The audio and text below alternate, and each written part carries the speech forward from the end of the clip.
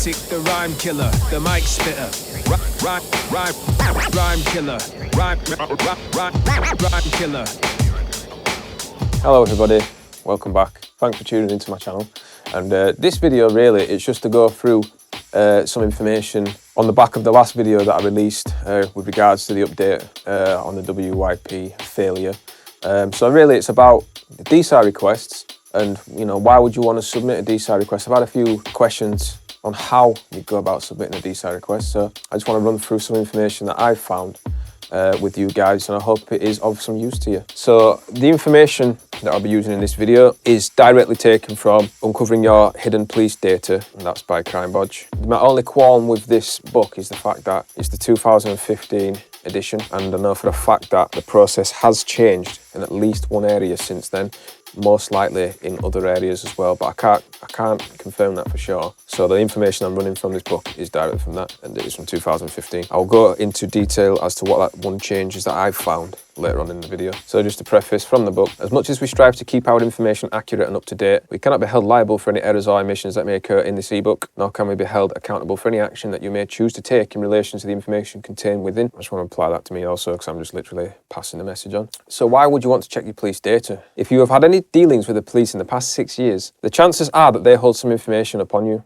Information that you may not know exists. Information that could be used and shared to your detriment, even if you have done nothing wrong. Now that's the point here. That's the reason why I'm submitting a DSAR request. Going back to the ebook, too much of the data the police hold is excessive and inaccurate and used unfairly to criminalise vast swathes of the general public without many of them ever have been convicted of any crime. Data that may contain untrue and unsubstantiated rumour. Data that may contain information that can form the basis of the police's decision to arrest or can influence the decision of an employer to hire or fire you, or can lead to any number of public authorities to open an investigation into your activities, from child services to the Inland Revenue, from Customs and Excise to the Department of Work and Pensions. The simple fact is that you don't have to be a criminal or a suspect to have your data stored and held by the police. They will store information on almost anyone, I should say, they come into contact with, witness to crime, friends and neighbours of criminals, activists, complainants, and most significantly of all, anyone who has been on the end of a malicious report or allegation that could have been made by someone with a grudge against you. So again, it's about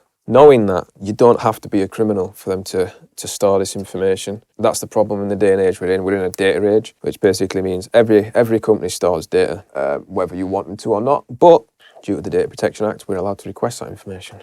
Not only is everyone the potential subject of a police file, very few ever discover that the police hold unfounded and potentially damaging information on them. And sadly, even fewer still succeed in having that information rectified or destroyed. This ebook explains in depth how to dig out the information the police are holding on you, where the information may be stored, and the various legal processes you can use to obtain that information. And where possible, have it destroyed. Okay. Subject access, also known as SAR, gives you the right to see copies of your personal information held by the public bodies and private organisations. It is a right of access created by Section 7 of the Data Protection Act 1998. Not only does it give you the right to see what computer data and paper files are being processed against your name, it gives you a further right to ask for the reason that the data is being processed, who is sharing the data, and where it originated from. Subject access requests can be sent to any organisation that is registered to collect and process sensitive information, such as credit reference agencies, banks, employers, the police, the IPCC, local councils, social services, doctors, CCTV controllers,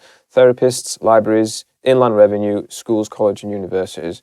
Now I'll go one further. Rather than just doctors, I'll just say the NHS in general, because they actually hold separate records. Apparently doctors hold some records and the NHS hold other records. The hospitals hold different records, I'm told anyway. So how the police must respond. The police can ask you to submit proof of identity before they process your request. This may be in the form of a driving licence, passport or utility bill. However, they must be reasonable about what they ask for, and they must limit that request to your name and address, your date of birth, a photocopy or computer scan of a driving licence or passport, a photocopy or computer scan of a recent utility bill. You are not obliged to give any more information than this. However, be aware that some police data may not be stored against your name and address. In the case of intelligence and police reports, it's possible that information could be attributed to some other personal identifier, a mobile telephone number, a landline number, a vehicle registration, a nickname, a partial name, or even a physical description. It is entirely up to you how much personal information you give to the police to locate your documents. But if you think that they may have information on you stored under any other identifier, then you can supply that information so that you don't have to make multiple requests later. The police can only ask for enough information to judge whether the person making the request is the individual to whom the personal data relates. This means if the department or person to whom you are making the request is already fully aware of your identity or has disclosed data-sensitive documents to you recently via a known email or physical address, then you do not need to formally identify yourself again. However, the more sensitive the data that is being disclosed, the more likely it is that they will ask you to submit official documents as proof of identity. If you are asked to supply original documents rather than scans, you should send them via a trackable postal service, or better still, take them in yourself. That way you can insist copies are made on the spot so you can take the originals away with you. So, how much does the data subject access cost? And I just want to clarify, the SAR is the same as DSAR, yeah, data subject access request. There was a nominal charge of £10, and that was across the board. So I used to work for the financial sector, and they also used to charge £10 for a request. However, that got scrapped. Right, so there's a part in the ebook in relation to a fee that I won't go through because it's not relevant. Although your subject access request will not be processed until your identity has been verified and the appropriate fee has been paid, this does not prevent you from submitting your request in advance of payment and ID. How to make a subject access request.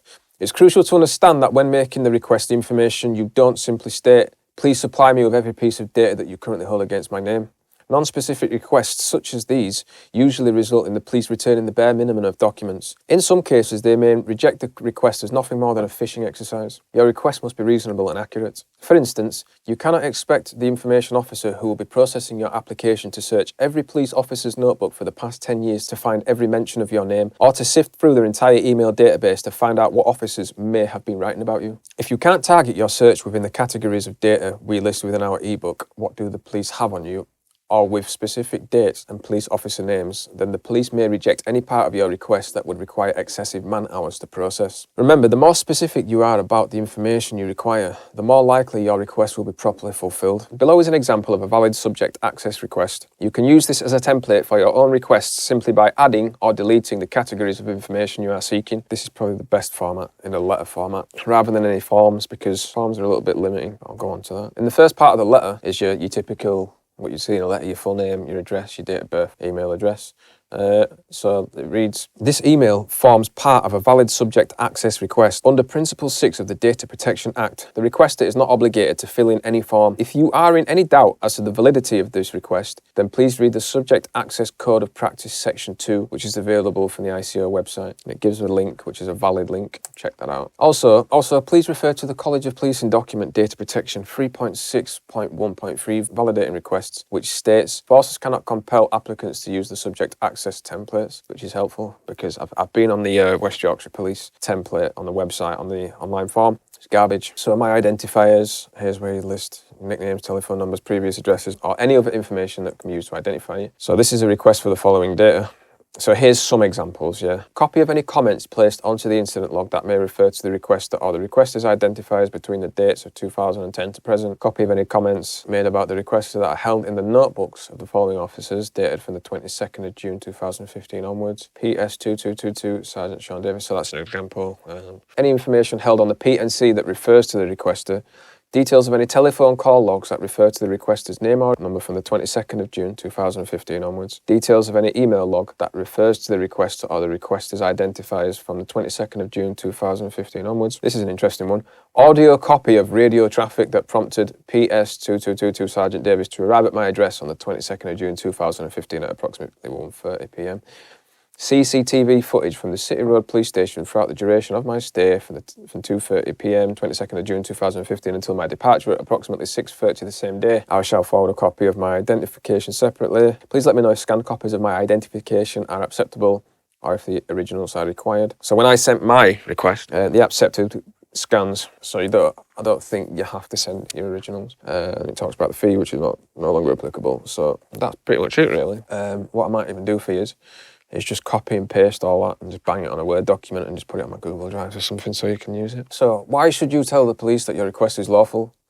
In the first part of our letter, we remind the police that the requester is not obligated to fill in any of their pre-prepared forms. This is because many people have written to us in the past to tell us that the police have rejected emails insisting that the requester use the police's website or some other method to make a subject access request. This is unlawful on the police's part because any refusal to accept a subject access request written in your own words and emailed to them can be immediately appealed against. Just contact the Information Commissioner's Office, the government office tasked with overseeing data protection, freedom of information and subject access complaints, who will almost certainly instruct the police to comply. By reminding the information officer of what the law is surrounding valid subject access requests, you can prevent them rejecting the request out of hand. The closing paragraph of the letter gives the information officer the opportunity to clarify how payment and identification for the subject access request should be forwarded. So again, the fee is no longer applicable. It also ensures that you don't pay in advance for a request that could be rejected, or go to the trouble of submitting original identification documents when scanned in copies would suffice. At this stage, you can email the request to your local police force using the email addresses listed at the back of this ebook. So how long should you wait? The police have a 40-day time limit to fulfill your request, which begins the moment you make the payment. It is standard procedure that the information officer will notify you that your request, payment and identification have been accepted and is being processed. So I've received mixed messages regards this. I got told it was 31 days. I could be wrong. Can't confirm that either. I've looked online and I can't find an answer to that, so let's just go with 40. If you are in any doubt as to whether or not your request is being handled, or you need any further information regarding payment or identification, then ask. You can email the information officer again, or simply call 101 and ask to speak to the subject access department of your local constabulary. If there is any confusion as to what it is you are requesting, or the information officer requires more detail to process your request, then they should contact you for clarification. Bear in mind that any such prompt for more detail will automatically set the time limit for handling your request back to 0. Although the information officer cannot use this as a way of stretching out or delaying the process of your request. If the police do not fulfill your request within 40 days, then you can complain to the Information Commissioner's Office. So what documents should the police send you? It's impossible to say which documents you are likely to receive upon a successful request.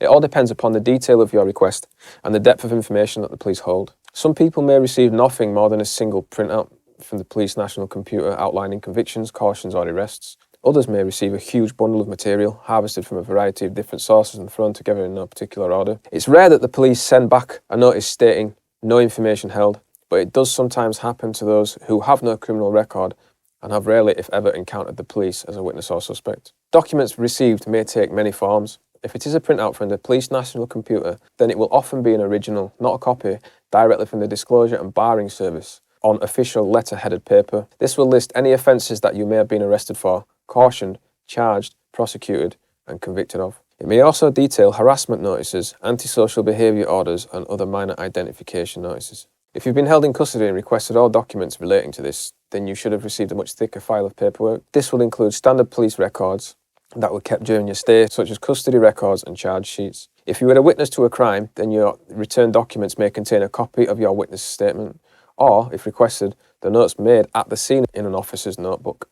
The officer's notebook itself may just be an A4 photocopy of the relevant pages with very little of the police officer's handwriting legible. If you have requested CCTV footage from the police station, cells or body-worn video, this should be supplied on a playable DVD.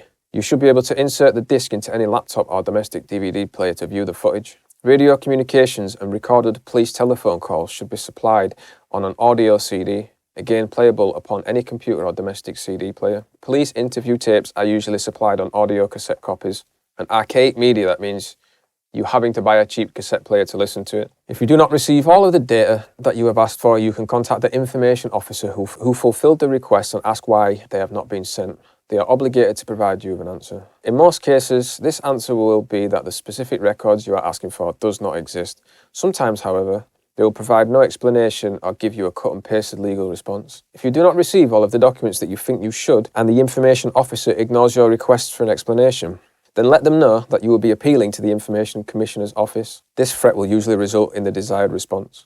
Redacted documents. After receiving your documents, you may notice some parts that have been blacked out. Specific words or whole paragraphs may have been hidden from view that often make the rest of the document unintelligible or Cryptic. This is standard procedure amongst authorities that process subject access requests. Sensitive information such as email addresses, telephone numbers, names and addresses are covered with strips of tape on the original documents before being copied and forwarded on to you. This is known as redaction. In most cases, the information is removed because it refers to another individual or reveals sensitive information about someone other than yourself. Sometimes the information is redacted because it is privileged information or information that should not be disclosed due to an ongoing case or investigation. Occasionally, however, documents are redacted simply because to reveal the information beneath those black bars could be compromising or potentially embarrassing to the force. So that's nice to know, isn't it? I imagine them writing Schneider little comments in there. Unprofessional though, isn't it? They certainly won't reveal this fact and will instead hide behind any number to get out clauses and exemptions that are granted to law enforcement within the schedules of the Data Protection Act. If you genuinely believe that the information has been redacted unlawfully, then you can appeal to the Information Commissioner's Office to have it revealed. The ICO have powers to enforce disclosure of material that public authorities are unfairly holding back and will deal with each complaint on a case-by-case basis. As well as redacting words and phrases, the police also have powers under the Data Protection Act to refuse to supply any information that could prejudice the prevention or detection of a crime or apprehension of or prosecution of offenders, especially if the material is being used as part of an ongoing investigation. Unfortunately, this excuse can often be used as a catch-all for the police to remove almost anything they don't want the recipient to see. After all, if you cannot see it, then how are you supposed to know it is being removed legitimately? The simple answer is you can't, unless you have a definite proof that a certain document exists. There is no real way of ever knowing the police are hiding something. Qualified privilege. The police have further powers to refuse to submit documents that fall under the heading of qualified privilege or public interest immunity. This means that if the contents are regarded as private communication, say for instance between the police and social services, the disclosure can be denied simply to protect their rights to share information and ideas freely with each other. Some would say that being able to see what ideas and information the police are sharing would also prevent them from spreading vicious rumours, but unfortunately the right to qualified privilege trumps your right to hold the police accountable for honesty and accuracy in the information they process. Qualified privilege can be defeated if it can be proven that the author of the contents did not have an honestly held belief that the information they were sharing was truthful or accurate. The evidential burden of proving such malicious intent is extremely high and could only be decided by a civil court trial, the proceedings of which you would have to bring yourself. Unfortunately, to bring a civil claim against the police is beyond the scope of this ebook, but in the last chapter we explain the process of challenging and contesting erroneous, damaging and out-of-date information that the police may hold. And I'm going to stop it there. There is a few more chapters of this ebook to go through, but that relates to freedom of information requests, criminal record checks, and challenging police information. What information I've gone through today is enough to submit a DSAR request. There's another ebook as well that is most likely relevant, most likely I'm going to need to go through that at some point as well, with regards to what types of information to request. That's covered in a separate ebook. That'll take some time to put all that together into a video, but what I'll probably do as well is just add a list of types of information that you can request for the DSAR. Yeah, I hope you enjoyed the video. If you enjoyed the video, please subscribe, please like, please comment, and please share. It'd be massively appreciated. Just want to say thanks to everyone that's subscribed again. And keep your eyes out for parts 2 and maybe parts 3. Take care of yourselves, stay safe, and I'll speak to you all soon.